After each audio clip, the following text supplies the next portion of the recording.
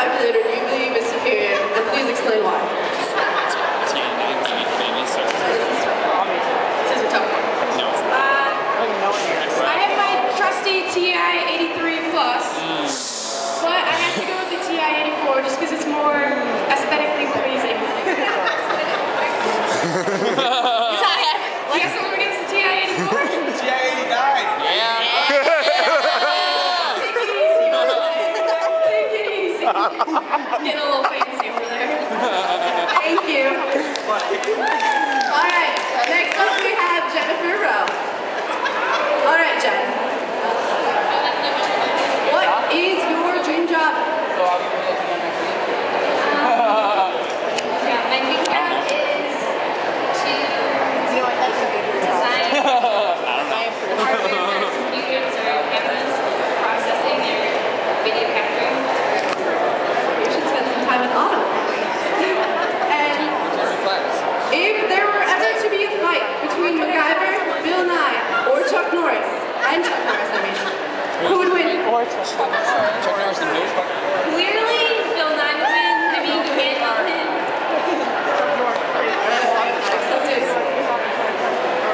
Next up, we have Isabel. All right, Isabel. How do you plan on using your UB engineering education to help you better the world? Well, with my education, I want to go to different countries around the world and help rebuild the infrastructure of actively seismic areas. And I wouldn't want to build hospitals and schools for poorer countries. And world peace. You got a crowd support with that one. World peace. And now, one more question. Looking back, what should your 4th grade science project have been now that you're an engineer? That's a tough one. Yeah, this stuff. This is the ESW pile. That's the ESW pile of stuff. I know, probably something towards more civil engineering because I'm really into that right now. Basic science. She said class. Oh, so in your 4th grade class, if you could redo your 4th grade science project, what would you do? And our last contestant for Miss Engineering is Olga. Oh yeah! Woo! Olga, you have a huge tutoring section over there.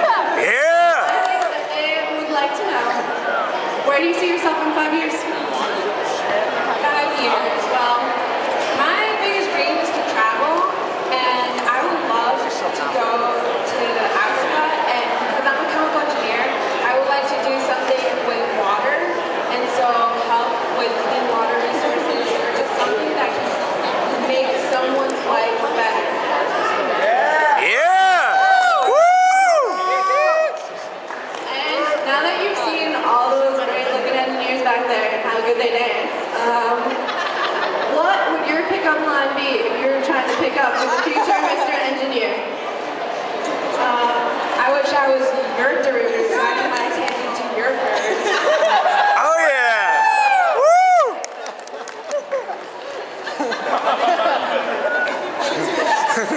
What she wanted to ask. Alright, for our Mr. Engineer section is going to be Mr. Roboto. Mr. Roboto, what is your dream job? Because it wanted to have my leave. Do fly home. Poor Mr. Roboto. If you could build a robot, what would you have it do? Explain why.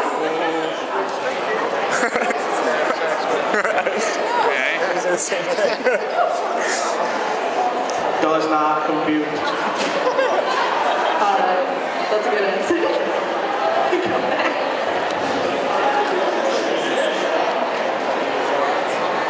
Frank knows what he's doing. Alright, Frank or Petty, will you come on up to the center stage? I noticed that you are nerds even when you're in business child. I need to see. It's important, and I'm going to want those back after this. Frank, why did you choose to be an engineer? It all started with my childhood. I grew up by an airport, and I always had planes and all sorts of aircrafts fly overhead. And I was a Lego kid. Everyone from the 90s was a Lego kid, right? right?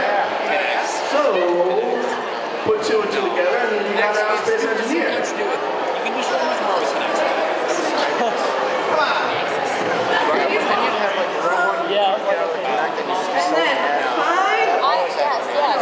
I was in the ones and you have to really find ones you put them together and you can't take it.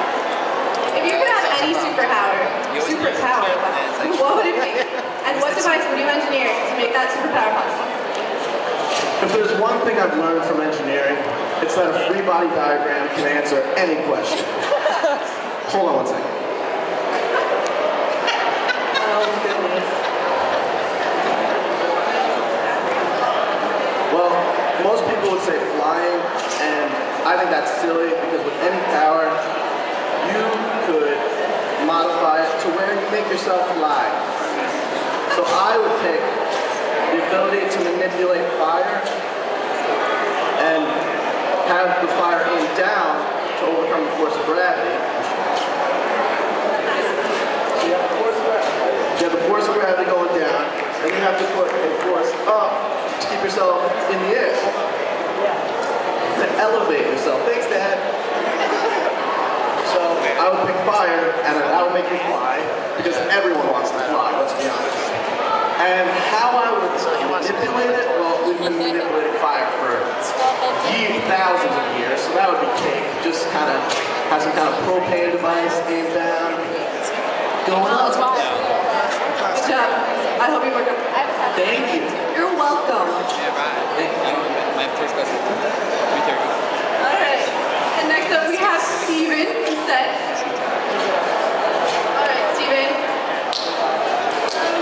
What is your dream job? I would love to work for NASA Ames or the SETI Institute in the future. And frontier discovery of traditional life. That's a great answer. And then, on a more serious note, why do you Alright, what would you do on a date with the future winner of Miss Engineering? We went over a program that's going to be on the test. Alright.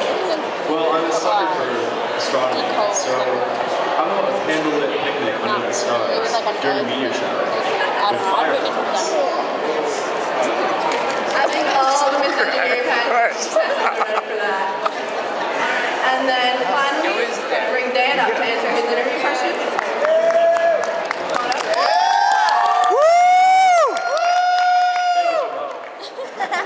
Alright, Dan. How do you plan on using your UB engineering education to help better the world?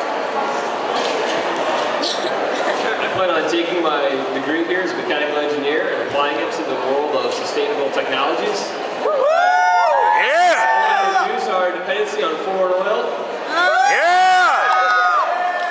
And I want to develop policies with my large intellect cultivated here with the fine professors of UB to solve world peace.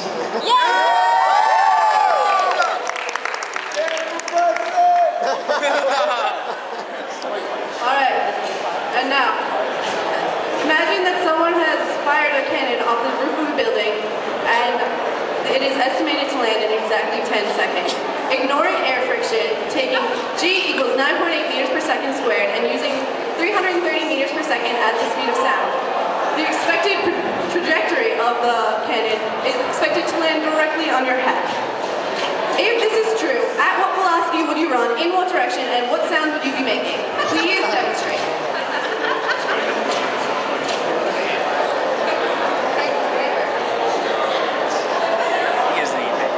You need the microphone, or I think you can do it.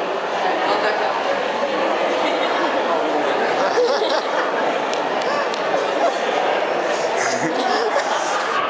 That's it!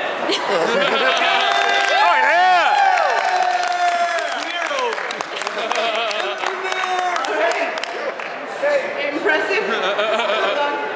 Alright. That's plenty of time. The final